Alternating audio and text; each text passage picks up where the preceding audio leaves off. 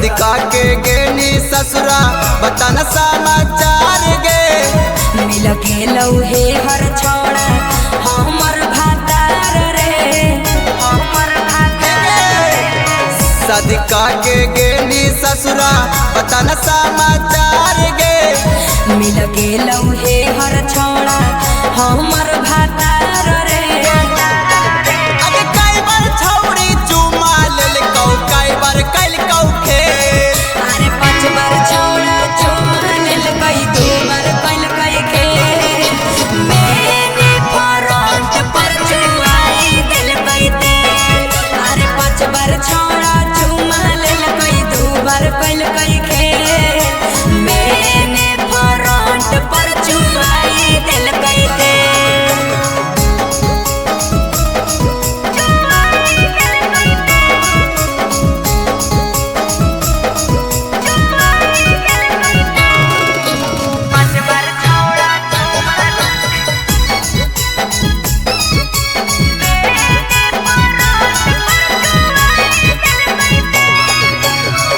आइलो माजा छौड़ी ओहो वाला रात गे हमारा से काहे छुपावाही बात गे कैसे के बतैयौ छोड़ा उहे वाला बात रे चुमा लेवे में उगाड़ाई देलकै दात रे आइलो माजा छौड़ी ओहो वाला रात गे हमारा से काहे छुपावाही बात गे कैसे के बतैयौ छोड़ा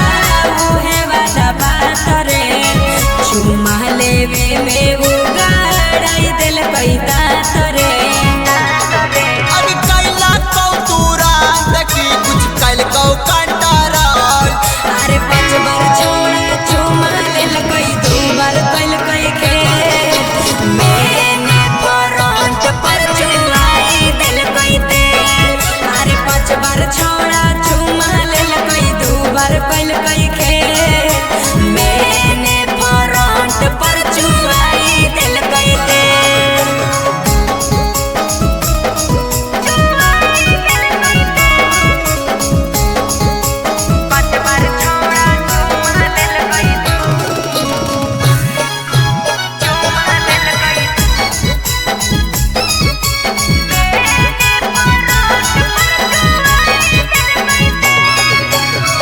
लगहौ कि भारा लेनी सवाद गे कैसे कैनी धीरज के चोट बारदास गे जब जइयो सूते करो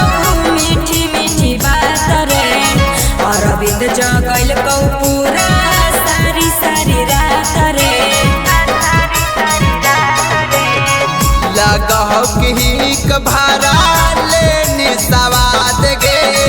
कैसे कैनी धीरज के चोट बारदास गे जब जइयो सूते करो मीठी मीठी बात रे अरविंद जगल कौ पूरा